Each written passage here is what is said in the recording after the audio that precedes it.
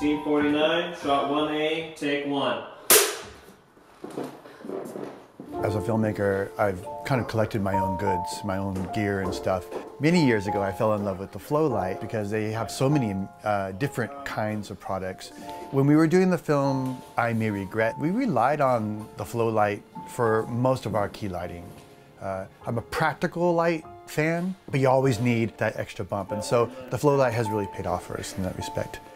We had the opportunity to bring in a new light that they were featuring, and that's the BladeLight. And it is really awesome. And I saw us really take advantage of it early on in the game.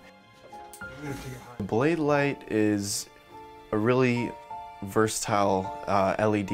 In our version, we have daylight blade lights, which have been great on set because we're working with a lot of natural light, and it's just easy to pop one up really quickly, open those barn doors, or close them down to a thin beam if need be.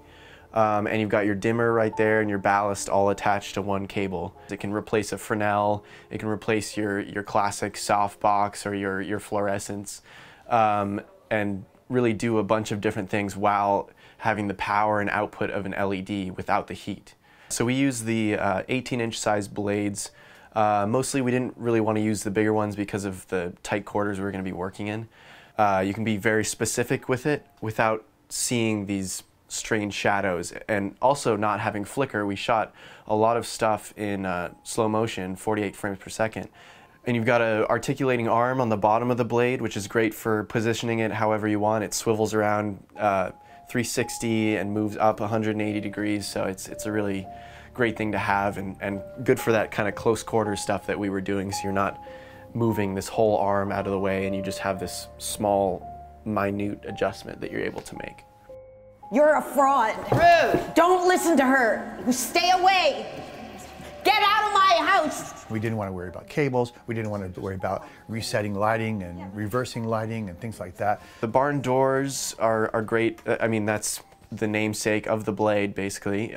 You can get this very thin beam down to 20 degrees and then open up to 120 degrees.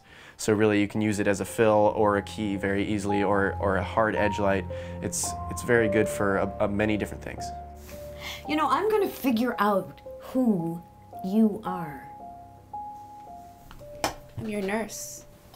But when you start having sources and they're really right at eye level with the actor, you've got to have some fill. You've got to really start doing some lighting. So the rooms that had light actually posed more lighting issues for us. We achieved this kind of dark door opening and a slice of light that came into the room. And we would actually use the barn doors, I think, when we opened and closed it to emulate the door opening and closing. So, and then the other times we had just a basic backfill, like a little edge on the back or on the front, and we just needed that perfect soft cut on the actor to separate them or to illuminate them but not the wall behind them. We had to manage the light as much as possible, and the BladeLight, again, manages that light.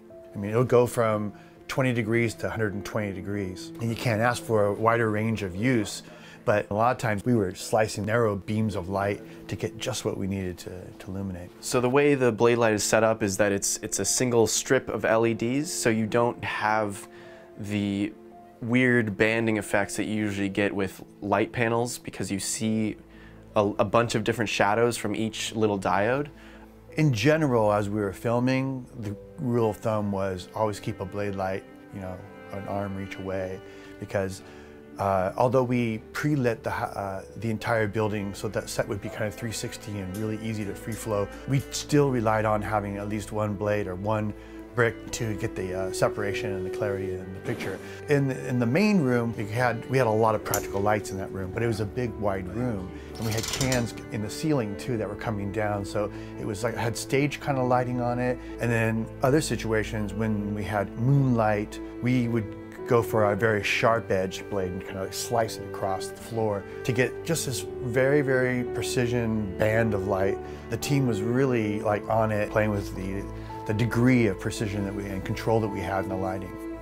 A great thing about the blades is these channels on either end that you are able to slide their pre-made gels into, which are super simple to switch out. You just turn a small thumb screw and slide the gel in, as well as this lens that has 2 channels to go into, either more focused or slightly less focused, and that just kind of focuses the LEDs from where they already are into a tighter beam.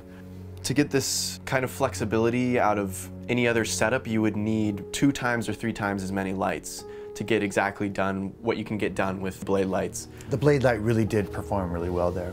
This building was a shell, and it was going to be the challenge of the film to find that thing that we could use to get out of the way and yet really light that place so that we'd see our actors and we could have that mood too.